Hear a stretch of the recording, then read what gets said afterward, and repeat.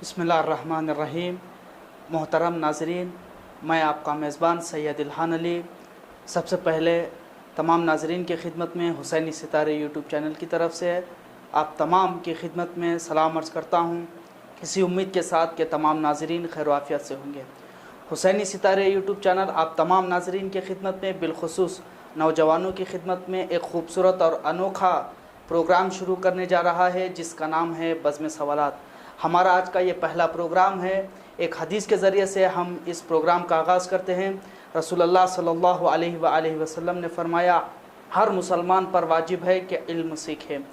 आइए हम इस प्रोग्राम का आगाज़ करते हैं। आज के हमारे इस प्रोग्राम में अपने सवालात लेकर हाजिर हुए हैं जनाब मोहम्मद ज़मा साहब। सबसे पहले उनके खिदमत में सलाम अर्ज़ करते हैं। अस्सलामु अलैकुम वरहमतुल्लाह। उम्मीद है कि आप खैरियत से होंगे। सबसे पहले हुसैनी सितारे यूट्यूब चैनल की तरफ से आपका खैर मक़दम करते हैं और हदिया तशक्कुर पेश करते हैं कि आपने ज़हमत गवारा फरमाई। हम चाहते हैं कि तमाम नाज़रीन को अपना तारुफ़ करवाएं। बिस्मिल्लाहिर्रहमानिर्रहीम। नाज़रीन इकराम, अस्सलामु अलैकुम वरहमतुल्लाहि वबरकातुहू।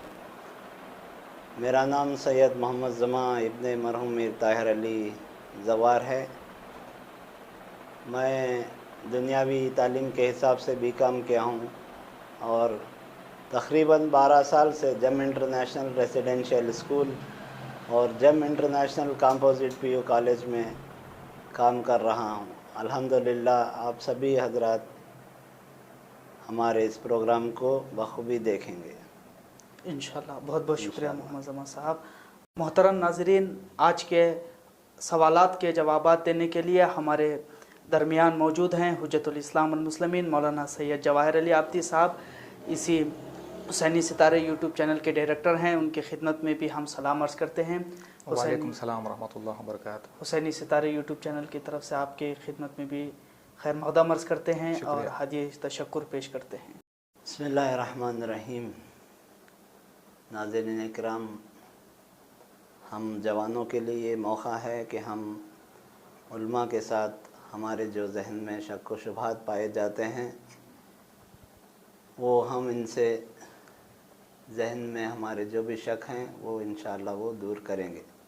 सबसे पहले हमारा पहला सवाल जवानों के लिए यही है, क्या जवानी में इंसान वाजिब नमाज़ों को बैठकर पढ़ा जा सकता है या नहीं? अहसन, आपका सवाल ये है कि क्या जवानी की उम्र में नमाज़ों को बैठकर पढ़ा जा सकता है या नहीं पढ़ा जा सकता। आपके सवाल के अंदर जो है फिर बहुत सारे सवाल पैदा होते हैं। सवाल बहुत ही खूबसूरत है, लेकिन इस सवाल को और फैलाएंगे तो इस सवाल में बहुत सारी शिक़ें निकलती हैं। सबसे पहला ये कि जो है नमाज को दो हिस्सों में हम तकसीम करेंगे।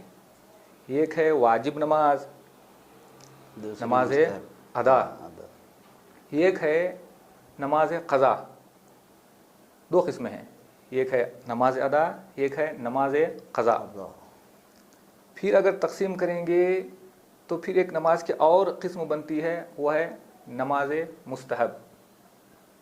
ये शिक़ें हुई, इन्हें पहली नमाज अदा, दूसरी नमाज क़ज़ा और तीसरी किस्म जो बनती है वो मुस्तहब नमाज़ों की। फिर आपके सवाल में एक शिक़ और ये बनती है कि नमाज़ें आप कौन सी बैठ के पढ़ सकते हैं। सवाल ये है कि कौन सी नमाज़ें हम लोग बैठ के पढ़ सकते हैं, इसके क्या शराइत हैं, क्या कंडीशन है। इंशाअल्लाह हम इस पर मुख्तसर सी वजाहत जो है पेश करेंगे। देखें, नमाज जो हमने अभी बयान फरमाया, नमाज अदा, नमाज अदा के लिए शरीयत का हुक्म ये है कि अगर कोई भी जवान हो, बूढ़ा हो, ज़ईफ़ हो, उसके लिए शर्त यह है कि नमाज अदा में जब तक वो खड़े हो सकता खड़ा हो जाए, जब तक क़याम करने की ताकत उसके अंदर है वो क़याम करे, उस वक्त तक उसको बैठकर नमाज पढ़ने की इजाज़त शरीयत ने नहीं दी है। अदा नमाज में यहाँ तक शराइत मौजूद हैं कि किसी न किसी चीज़ का सहारा लेकर खड़ा हो जाए, लेकिन बैठ के नमाज नहीं पढ़ सकता। اب جس حال میں بھی ہو، جیسے بھی ہو، اس مصلی کو، نماز پڑھنے والے کو قیام کے لیے کھڑے ہونا شرط ہے۔ کب تک شرط ہے؟ اس وقت تک شرط ہے کہ جب تک وہ کھڑے ہونے سے عاجز نہ آ جائے، یعنی جو ہے وہ کھڑا نہیں ہو سکتا۔ اگر کھڑا ہو سکتا ہے تو پھر وہ درد میں مبتلا ہو جائے گا یا کسی تکلیف میں مبتلا ہو جائے گا، یا ایسا درد ہوگا وہ جس کو برداشت نہیں کر سکتا، جیسے ڈاکٹر کا حکم دیا، عاجز آ گیا ہے۔ ایسے انسان کے لیے جو بالکل کھڑے ہونے سے عاجز آ چکا ہے اور قیام نہیں کر سکتا، بہت زیادہ درد میں مبتلا ہو جائے گا، تکلیف اور مشقت کا باعث ہے، تو ایسے انسان کے لیے بیٹھ کر وہ نماز پڑھ سکتا ہے۔ اس کے علاوہ جب تک وہ عاجز نہیں آتا کسے قیام کرنے سے، اس وقت تک کے لیے شریعت کا حکم یہی ہے کہ وہ کیا کرے، وہ نماز کو قیام کی حالت میں، بالکل عام حالت میں کھڑے ہو کر نماز کو ادا کرے۔ ورنہ پھر جو ہے بعض فقہا کے جو یہاں پہ نظریات موجود ہیں کہ نماز کی جو حالت ہوتی ہے، حتیٰ قضا نمازوں کے لیے بھی یہی حکم ہے، جو نماز قضا ہو جاتی ہے ہم سے، اس کے لیے بھی یہی حکم ہے کہ ان نمازوں میں بھی چاہے وہ جوان ہو چاہے وہ بوڑھا ہو، جب تک کھڑے ہونے کی طاقت ہے کھڑے ہو کر ادا کرے۔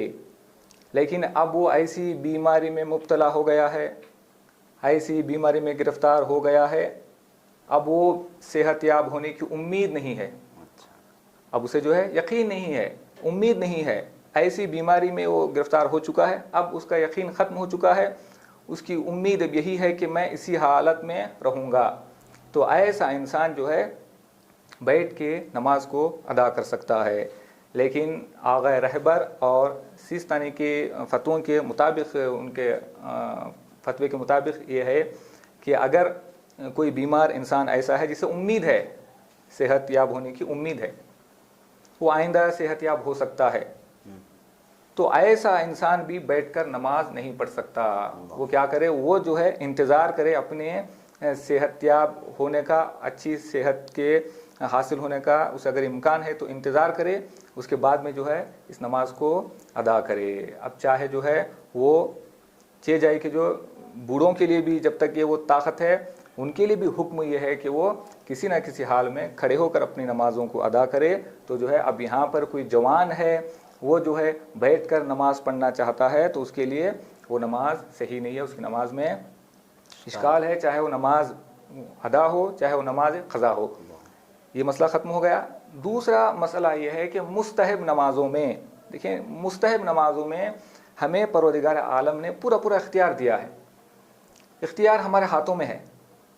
ہم چاہے جانتے ہوئے بھی کہ جو ہے اب مجھے مثلا فرض کریں 8 رکعت مستحب نماز پڑھنا ہے، تو میں جانتے ہوئے بھی بیٹھ کر مستحب نماز کو انجام دے سکتا ہوں۔ اختیاری حالت میں بھی مجھے حق ہے کہ میں مستحب نمازوں کو بیٹھ کے پڑھوں۔ مستحب نمازوں میں اختیار یہ ہے کہ میں کچھ نمازوں کو کھڑے ہو کر پڑھوں اور کچھ نمازوں کو بیٹھ کر پڑھوں۔ جیسے بعض جو مستحب نمازیں ہوتی ہیں جو ہم لوگ جو چلتے پھرتے جو انجام دیتے ہیں، اس کا حکم یہی ہے کہ وہ مستحب نمازوں کو نماز پڑھنے والا اشاروں کے ذریعے سے چلتے پھرتے اٹھتے بیٹھتے بھی مستحب نمازوں کو انجام دے سکتا ہے، اپنا اختیار ہے، وہ جتنی بھی چاہے نمازیں پڑھ سکتا ہے۔ لیکن جو ہے نماز ادا کے لیے حکم یہی ہے کہ جب تک وہ قیام سے عاجز نہیں آ جاتا، نا امید نہیں ہو جاتا، اس وقت تک اس کو بیٹھ کے نماز پڑھنا اس کے لیے صحیح نہیں ہے۔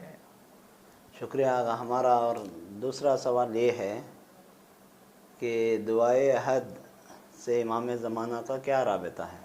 احسن، آپ کا سوال جو ہے دعائے عہد اور امام زمان میں کیا تعلق پایا جاتا ہے، کیا کنیکشن ہے دعائے عہد میں اور جو ہے امام زمان کے وجود میں۔ دیکھیں امام زمان ایک ایسا وجود ہے جس کے حوالے سے بہت ساری دعائیں معصومین نے ارشاد فرمائی ہیں، بہت سارے ایسے روایت ہیں جس میں دعا ہم تک جو ہے پہنچی ہے، بہت سارے خوبصورت دعائیں ہیں۔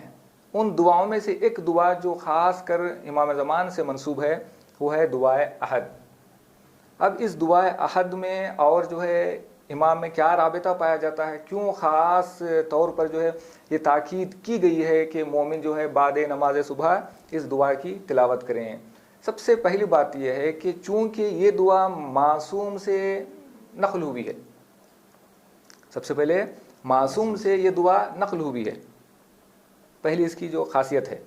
دوسری خاصیت یہ ہے کہ خود چھٹے امام ارشاد فرماتے ہیں اس دعا کے بارے میں کہ اگر کوئی مومن 40 صبح بعد نماز صبح اگر 40 دن مسلسل اس دعا کو پڑھتا رہے گا تو اس کی تاثیر یہ ہوگی کہ اگر اس دعا کو پڑھنے کے دوران یا 40 دن کی مدت ختم ہونے کے بعد خدا نہ کرے اگر اس دنیا سے انتقال کر جائے اور اسی کے اس دور میں مولا کا ظہور ہو جائے تو پروردگار عالم اس دعا کے صدقے میں اس کو قبر سے اٹھائے گا, وہ امام کی نصرت کرے گا. اس کا دوسرا پہلو. تیسرا پہلو دعا عہد کا یہ ہے کہ عہد کے معنی ہے وعدہ کرنا, پیمان باندھنا, بیعت کرنا. اس دعا کی خوبی یہ ہے کہ جو بعض دعاؤں میں بعض جملے ایسے ہیں جو اس دعا میں پائے جاتے ہیں جو دوسرے دعاؤں میں ہمیں دیکھنے کو نہیں ملتے. کچھ جملے ایسے ہیں اس دعا کے جو ہمیں دوسرے دعا میں دیکھنے کو نہیں ملتے. سب سے پہلی چیز اس دعا کے اندر یہ ہے کہ اس میں انتظار کرنے والے کی روحی اور قلبی کیفیت کو بیان کیا گیا ہے. ایک جو ہے انتظار کرنے والا کس طرح سے بے چینی کے ساتھ اپنے مولا کا انتظار کر رہا ہے, اس کی روحی اور قلبی کیفیت کا ذکر اس دعا میں ذکر ہوا ہے. ایک اور پہلو اس دعا کے اندر یہ ہے کہ دعا مانگنے والا ایک عظیم طریقے سے ایک خوبصورت انداز سے دعا مانگتا ہے. وہ یہ ہے کہ پروردگارہ مولا کے دیدار کو میری آنکھوں کا سرما بنا. دیکھیے دعا کی جو خوبی ہے, یہ دعا کا اثر جو ہے, تاثیر ہے, یہ دعا کے اندر جو خوبیاں ہیں. دعا مانگنے والا یہی کہتا ہے کہ پروردگارہ مولا کے ظہور, مولا کے دیدار کو میری آنکھوں کا سرما قرار دے. یہ جملہ کسی اور ہمیں دعا میں نہیں ملے گا, علاوہ دعا عہد کے یہ خوبصورت جملہ کسی اور دعا میں ہمیں دیکھنے کو نہیں ملے گا. یعنی مولا کا دیدار ہماری آنکھوں کا سرما ہے. اس کے بعد پھر تھوڑا سا آگے جائیں گے تو دعا پڑھنے والا یہ کہتا ہے کہ صبح اٹھنے کے بعد جو مصلی پر جانماز پر نماز کے ختم ہونے کے بعد اس دعا کا ذکر کرتا ہے تو ذکر کرتے کرتے ایک مقام پر وہ پہنچتا ہے, بڑے عجیب انداز میں مولا پر جو درود و سلام بھیجتا ہے. پروردگارہ میری طرف سے, میرے والدین کی طرف سے, تمام مومنین اور مومنات کی طرف سے, چاہے وہ خشکی کے علاقے میں رہتے ہوں, چاہے وہ دریا کے علاقے میں رہتے ہوں, چاہے وہ پہاڑی علاقوں میں رہتے ہوں, جہاں کہیں بھی رہتے ہوں, ان تمام مومنین اور مومنات کی طرف سے مولا کی خدمت میں درود و سلام تو پہنچا, ہماری طرف سے سلام اور درود کو جو ہے تو پہنچا. اس کے بعد پھر اگر آپ دیکھتے جائیں اس دعا میں دعا مانگنے والا بڑے عجیب انداز سے اس میں یہ فقرہ کہتا ہے کہ میں آج جو صبح یہ دعا پڑھ رہا ہوں یہ جو ہے میں امام کے ساتھ بیعت کو تجدید بیعت کر رہا ہوں. یعنی جو ہر دن دعا پڑھنا کیا ہے, امام کے ساتھ ایک طرح کی بیعت ہے. یہ دعا عہد کا پڑھنا یہ امام کے ساتھ ہر دن نیا رابطہ ہے, عہد ہے, ایک پیمان ہے جو امام کے ساتھ باندھا جا رہا ہے. تو پڑھنے والا یہ کہتا ہے کہ پروردگارہ میں جو اس امام کے ساتھ جو عہد و پیمان باندھا ہوں یہ عہد و پیمان کیا ہے, میں اس کی تجدید کر رہا ہوں پھر نئے سرے سے. چونکہ آج میری یہ نئی صبح ہے, نئی زندگی ہے, تو میں اس زندگی کو آج کی صبح کو میں متصل کر رہا ہوں, ملا رہا ہوں اپنے امام کے وجود سے, امام کے ساتھ رابطہ برقرار کرتے ہوئے, امام کے ساتھ بیعت جو ہے کرتے ہوئے. یہ سارے خصوصیات جو ہے اس دعا میں پائے گئے ہیں. اس دعا کا آخری پہلو یہ ہے کہ چونکہ اہل بیت کی خوشی کو ذریعہ قرار دیا ہے پروردگار عالم نے امام زمان کے ظہور کا. امام زمان ظہور کریں گے تو امام زمان کا ظہور کیا ہے, اہل بیت کی خوشی کا سبب بنے گا, اہل بیت کی خوشی کا ذریعہ بنے گا. تو جب مولا ظہور کریں گے تو اہل بیت کو خوشی محسوس ہوگی. جب ان کے جو ہے دشمنوں کا انتقام لیں گے تو اہل بیت کو دلی خوشی محسوس ہوگی. تو اس چیز کا ذکر بھی اس دعا میں ہمیں ملتا ہے. اور اس دعا کی خوبی یہ ہے کہ جو بہت زیادہ رابطہ جو برقرار کرنے کے لیے کسی دعا میں ہمیں وہ نہیں ملتا، وہ یہ ہے کہ دعا کے آخر میں دعا پڑھنے والا کیا کرتا ہے، اپنے زانوں پر ہاتھ مار کے، اپنے ہاتھ کے ذریعے سے اشارہ کر کے زانوں پہ ہاتھ رکھ کے مولا کی خدمت میں 3 مرتبہ کہتا ہے العجل العجل العجل. ظہور. اس کا کیا مطلب ہے؟ یعنی امام کو دعوت دی جا رہی ہے، مولا آپ جو ہے جلد ظہور فرمائیں، مولا آپ جلد ظہور فرمائیں، مولا آپ جلد ظہور فرمائیں. زانوں پر ہاتھ رکھنا اس بات کی دلیل ہے کہ جب انسان کی کوئی قیمتی چیز گم ہو جاتی ہے تو سب سے پہلے وہ افسوس کرتے ہوئے اپنے سر و سینے پر ہاتھ رکھتا ہے. کبھی آپ نے دیکھا ہوگا یہ دنیا بھر میں یہ انسانی جو نظام ہے، اس میں جو ایک پروردگار عالم نے کچھ چیزوں کو احساسی طور پر جو رکھا ہے، اس میں سے ایک چیز بھی ہمیں دیکھنے کو ملتی ہے کہ جب گھر میں کسی کا انتقال ہو جاتا ہے یا کوئی قیمتی چیز ہم سے گم ہو جاتی ہے تو ہم لوگ جو اپنے زانوں کو جو ہے زانوں پہ ہاتھ مارتے ہیں، اور کبھی سینے پر اور کبھی سر پہ ہم کیا کرتے ہیں، ہاتھ جو ہے مارتے ہیں. یہاں پہ جو ہے ایک دعا پڑھنے والا مومن جو ہے افسوس کا اظہار کر رہا ہے کہ پروردگارہ میرے آنکھوں سے میرا وقت کا امام جو دور ہے، میں دنیا کی ساری چیزوں کو دیکھ رہا ہوں، چھوٹے چھوٹے ذروں کو دیکھ رہا ہوں، لیکن جو ہے امام کائنات کے وجود کو میں نہیں دیکھ پا رہا ہوں. یہ جو ہے افسوس ہے. تو یہ بہت سارے خوبیاں اس دعا میں پائی گئی ہیں. آخری نقطہ اس دعا کے حوالے سے یہ ہے کہ امام خمینی رحمۃ اللہ علیہ بیان فرماتے ہیں، جو اپنے خاص جو ایک چاہنے والے سے، محب سے، جو ان کا خادم تھا، امام خمینی بیان فرماتے ہیں کہ تم ہر دن نماز صبح کے بعد اس دعا کی تلاوت کرو. پھر وہ فلسفہ بیان فرماتے ہیں. فلسفہ یہ ہے کہ جو ہے کیوں دعائے اس عہد کو پڑھیں. وہ بیان فرماتے ہیں کہ دعائے عہد کا پڑھنا انجام بخیر ہونے کے لیے بہت بڑی چیز ہے. اگر کوئی مسلسل اس دعائے عہد کو پڑھتا رہے تو امام خمینی بیان فرماتے ہیں کہ انجام بخیر ہونے میں دخل اس دعا کا سب سے زیادہ ہے. یعنی اگر کوئی مسلسل پڑھے تو انجام بخیر ہونا بھی اس کا بعید نہیں ہے. یہ ساری خوبیوں کی وجہ سے رابطہ ہے اس دعا کا امام زمان کے ساتھ. اگر اس سوال کے جواب سے مطمئن ہیں تو ہم لوگ آگے بڑھتے ہیں. بہترین آپ نے وضاحت کی. انشاءاللہ خداوند اعلیٰ ہمیں بھی توفیق دے کہ ہم بھی ہر روز اس دعا کو پڑھیں. چلیے ناظرین، ہمارا آخری سوال یہ ہے کہ جناب حضرت امام علی نقی علیہ السلام اپنے علاقے اور اپنے خاندان میں بہترین عورتیں رہنے کے باوجود بھی حضرت جناب نرجس خاتون کے ساتھ کیوں عقد کیا جناب امام حسن عسکری کا، جبکہ وہ ایک عیسائی عورت تھی؟ احسن.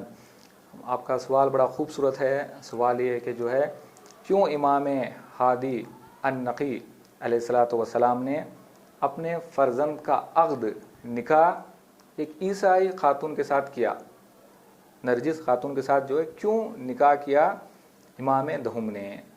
دیکھیں اس سوال کو اگر پھیلائیں گے تو بہت ساری باتیں آ جائیں گی اور کافی وقت اس کے لیے درکار ہے، لیکن مختصر طور پر میں وضاحت کر دوں. وہ یہ ہے کہ دیکھیں سب سے پہلی چیز آپ کی خدمت میں یہ عرض کر دوں کہ ہمارے پاس جو چہاردہ معصومین ہیں ان میں سے ایک جو پردے غیب میں ہے، اس کے علاوہ 13 معصومین کی زندگی میں آپ دیکھیں گے تو تقریباً 7 معصومین ایسے ہیں جن کی ازواج محترمات جو ہے اجمی رہی ہیں، وہ عرب کے علاقے کی نہیں رہی ہیں. یعنی 13 معصومین کی جو ازدواجی زندگی ہے رسول خدا سے لے کر 11ویں امام تک، ان میں 7 معصوم ہمارے ایسے ہیں جن کی ازواج مطہرات کہاں کی تھی؟ عجم کی تھی، یعنی جو ہے عرب علاقے کی نہیں تھی. سب سے پہلے کون ہے؟ امام حسین کی زوجہ محترمہ.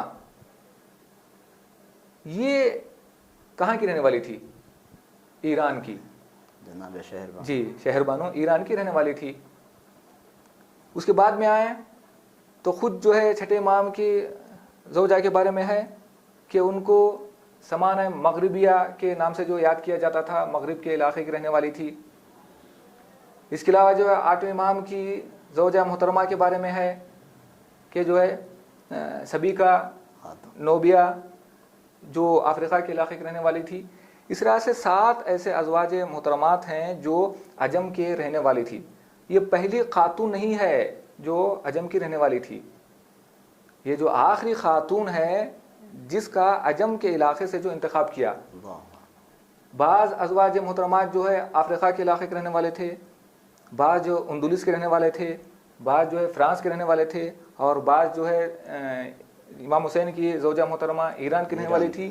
تو کل جو ہے 7 ایسے معصومین ہیں جن کی ازواج محترمات جو ہے عجم کی رہنے والی تھی, اور ان 7 ازواج محترمات میں سے ایک جو ہے زوجہ محترمہ کس کی ہیں؟ امام عسکری علیہ السلام کی, جن کا تعلق جو ہے روم سے ہے. جن کا تعلق کہاں سے ہے؟ روم سے ہے. ایک اب کا سوال یہ ہے کہ کیوں جو ہے امام نے اپنے علاقے کی عورتوں کو, خواتین کو, جو اس دور میں بھی پڑھی لکھی خواتین تھی, متقی پرہیزگار اور اپنے خاندان کی بھی خواتین لڑکیاں موجود تھی, لیکن کیوں جو ہے انہوں نے انتخاب کیا نرجس خاتون کا امام عسکری کے لیے؟ سب سے پہلی چیز یہ ہے کہ چونکہ مصلحت پروردگار عالم ہے, خدا کی مصلحت اور خدا کا ارادہ. خدا کا ارادہ کیا ہے؟ خدا کا ارادہ یہ ہے کہ چونکہ پروردگار عالم نور ہے اور اپنے نور سے پروردگار عالم نے آل محمد کے نور کو خلق فرمایا, تو پروردگار عالم چاہتا ہے کہ اس نور کو منتقل کرے ایسے رحم میں جو پاک و پاکیزہ ہو, ایسے مطہر جو ہے رحم میں منتقل کرے جو پاک و پاکیزہ ہو. ایک اس کی علت ہے چونکہ پروردگار عالم نے انتخاب کیا ہے, چونکہ پروردگار عالم کی مرضی ہے, اس لیے امام نے بھی نرجس خاتون کا انتخاب کیا. پہلی علت. دوسری علت یہ ہو سکتی ہے, آپ کے سوال کا جواب, اگر اس دور کے حالات کا مطالعہ کریں گے, کتابوں کو پڑھیں گے, تو پتہ چلے گا کہ امام عسکری اور امام ہادی النخعی علیہ الصلوۃ والسلام کے دور کے حالات ایسے خطرناک تھے, ایسے حساس تھے کہ جو حالات حضرت ابراہیم علیہ السلام اور حضرت موسیٰ علیہ السلام کے تھے, اس سے بدتر حالات سیاسی اعتبار سے یہ 2 اماموں کا دور تھا.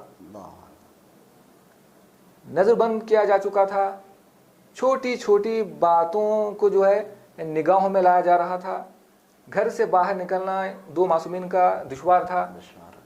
ایسے حساس موقع میں اگر امام ہادی النخعی علیہ السلام عراق کے کسی علاقے میں یا سامرا کے کسی علاقے میں کسی خاتون کا انتخاب کرتے, تو کسی نہ کسی طرح جو دشمن کو اس کا پتہ چل جاتا. جب دشمن کو پتہ چل جاتا تو پھر جو ہے امام کا عقد نہ ہو پاتا, اور جو مصلحت الہی تھی, جو امام چاہتے تھے کہ جو میرے بعد پھر ایک امام وجود میں آئے, پھر یہ چیز وجود میں نہ آتی. تو ایک علت یہ بھی ہو سکتی ہے.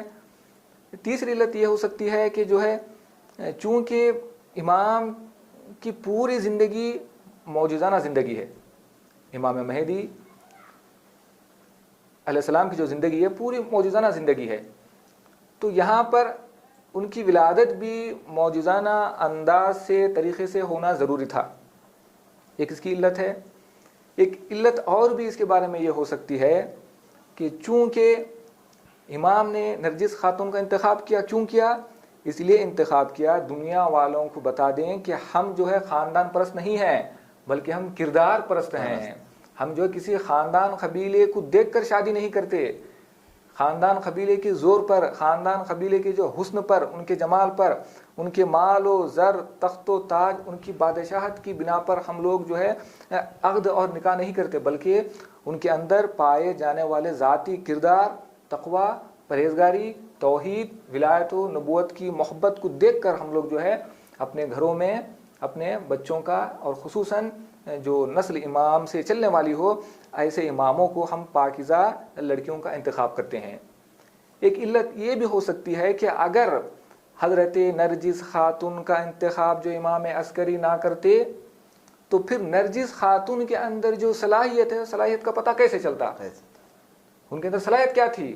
ان کے اندر صلاحیت یہ تھی کہ جو ہے آخری حجت خدا کو اپنے صدف عصمت میں برداشت کر سکے. انہیں آخری حجت خدا کی ماں بننے کا شرف جو ہے پروردگار عالم نے حضرت نرجس خاتون کو عطا کیا. اگر جو ہے امام عسکری علیہ السلام کیا کرتے انتخاب نہ کرتے تو پھر جو ہے ذاتی جو صلاحیت ہے کس کی، حضرت نرجس خاتون کی، وہ دنیا والوں کے سامنے ظاہر نہ ہوتی. آئے تھی کنیز بن کر، پھر کنیز ہی کی شکل میں دنیا سے رخصت ہوتی، وفات پاتی، چلے جاتی، قصہ ختم ہو جاتا. لیکن آج جو حجت خدا کی ماں جو بننے کا جو شرف حاصل ہوا ہے، یہ لوگوں کو پتہ نہ چلتا، یہ لوگوں کو معلوم نہ ہوتا. تو امام عسکری علیہ السلام نے نرجس خاتون کے ساتھ عقد کر کے بتا دیا کہ اگر کسی عورت کے اندر وہ پاکیزگی اور طہارت ہے کہ جو امام وقت کے نور کو برداشت کرے تو ہم جو ہے روم سے بھی اس کو بلا سکتے ہیں. اگر کسی عورت کے اندر یہ جوہر نہیں ہے تو اپنے علاقے کی بھی ہو، یہ خاتون تو ہو سکتی ہے لیکن یہ حجت خدا کی ماں نہیں بن سکتی. اس کے علاوہ امام نے ایک اور یہاں پہ پیغام یہ بھی دے دیا کہ جو بہت خوبصورت سوال آپ کا، عیسائی عورت کا انتخاب کیوں کیا؟ عیسائی عورت کا انتخاب کیوں کیا؟ کیا مسلمان نہیں تھے؟ آل محمد کے چاہنے والے نہیں تھے، لیکن جو ہے انتخاب عیسائی مذہب کی لڑکی کا کیوں کیا؟ یہ تو پہلے ہی طے ہو چکا تھا.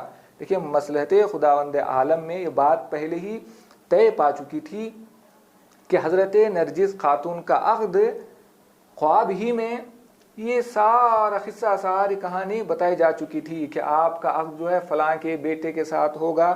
رسول خدا صلی اللہ علیہ وسلم اور جو حضرت عیسیٰ علیہ السلام دونوں نے مل کر جو ہے عرش کی بلندیوں پر نکاح کو جو پڑھا، یہ پہلے ہی طے ہو چکا تھا. اس زمین پر، اس کائنات پر ظاہری اعتبار سے اگر دیکھا جائے تو امام نے جو عیسائی خاتون کو جو انتخاب کیا وہ اس بات کی دلیل ہے کہ جو ہے امام یہ پیغام دینا چاہ رہے ہیں کہ ہم جو ہے کسی بھی مذہب کے دشمن نہیں ہیں، ہم کسی بھی مذہب کے ماننے والے سے نفرت نہیں کرتے، ہم ہر مذہب کے ماننے والے کو چاہتے ہیں، محبت کرتے ہیں. ہم جو ہے انسانیت سے محبت کرتے ہیں. اگر ہم نفرت کرتے ہیں تو صرف جو ہے اس کے برے اور غلط رسم و رواج سے ہمیں نفرت ہے. ہم عیسائی مذہب سے نفرت نہیں کرتے، اس لیے کہ ہمارے ایک پیغمبر کا مذہب ہے، پیغمبر کے پیروکار ہیں. لیکن جو ہے امام پیغام دے رہے ہیں کہ نرجس خاتون کو جو انتخاب کیا گیا، انتخاب ایک مصلحت یہ بھی ہے دنیا والوں کے پیغام دے دیا جائے کہ ہم کسی مذہب کے ماننے والے سے نفرت نہیں کرتے، بلکہ ہم جو ہے انسان دوست ہیں. اس کے ساتھ ساتھ جو ہے یہ بھی پیغام مل گیا کہ اگر کسی عورت کے اندر یہ جوہر، ہنر اور صلاحیت ہو تو ہم لوگ کیا کر سکتے ہیں کہ اس کو حجت خدا کی ماں بننے کا شرف بھی عطا کر سکتے ہیں. چنانچہ روایتوں میں کہ اکثر ہمارے معصومین کے ازواج جو ہے عجم سے آئی تھی اور اکثر معصومین کے ازواج جو کنیز رہی ہیں، کنیزی کی شکل میں آئی ہیں، لیکن جب آل محمد کے گھر میں پہنچی ہیں تو اس طرح سے تربیت کی آل محمد نے کہ اس کو حجت خدا کی ماں بننے کا شرف عطا کر دیا. شہر بانو آئی تھی ایران سے تو شرف ملا چوتھے امام کی ماں بننے کا. اسی طرح سے جو ہے چھٹے امام کی زوجہ آئی تو ساتویں امام کی ماں بننے کا شرف ملا. جب ساتویں امام کی زوجہ عجم سے آئی تو آٹھویں امام کی ماں بننے کا موقع ملا. اسی طرح سے آٹھویں امام کی زوجہ جب عجم سے آئی تو نویں امام کی ماں بننے کا موقع ملا. اسی طرح سے سلسلہ چلتے چلتے جو ہے جب 11 امام تک پہنچا تو جو ہے 11 امام کی زوجہ کو یہ بہت بڑی سعادت نصیب ہوئی کہ پروردگار عالم نے آخری حجت خدا بننے کا شرف جو ان کو عطا کیا. جس طرح سے حضرت ابو طالب کے لیے شرف ہے کہ پہلے حجت خدا کے باپ بننے کا شرف جو ابو طالب کو حاصل ہوا، اسی طرح سے آخری حجت خدا کے باپ بننے کا شرف حاصل ہوا امام عسکری علیہ السلام کو. اگر مطمئن ہیں تو ہاں انشاءاللہ مطمئن ہے. جی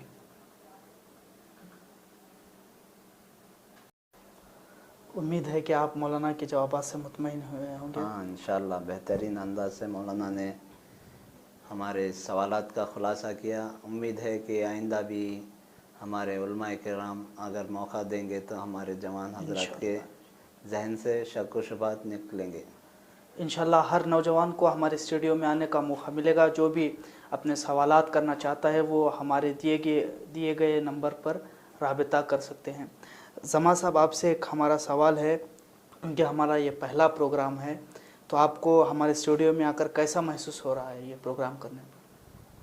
بسم اللہ الرحمن الرحیم. انشاءاللہ بہترین پروگرام ہے کہ نوجوانوں کے لیے یہ بہترین سبق ہے. آئندہ جو بھی نوجوان اس پروگرام میں آنا چاہتے ہیں تو اپنے ذہن سے جو بھی شک و شبہات ہیں نکالیں گے انشاءاللہ. ہمیں امید ہے. میں سب سے پہلے شکریہ ادا کرتا ہوں حجت الاسلام مولانا سید جواہر علی عابدی جو کہ اس حسینی ستارے یوٹیوب چینل کے ڈائریکٹر اور بانی ہیں, اور جتنے بھی اراکین ہیں ان سب کا بھی میں شکریہ ادا کرتا ہوں. والسلام. آپ کی خدمت میں بھی ہم حسینی ستارے یوٹیوب چینل کی طرف سے شکریہ کا نذرانہ پیش کرتے ہیں. چلیے ناظرین, اگلے پروگرام سے آپ سے ملاقات ہوگی. تب تک دیکھتے رہیے حسینی ستارے یوٹیوب چینل. حسینی ستارے یوٹیوب چینل کی طرف سے ایک تحفہ جو محترم جماعت زمان صاحب. شکریہ.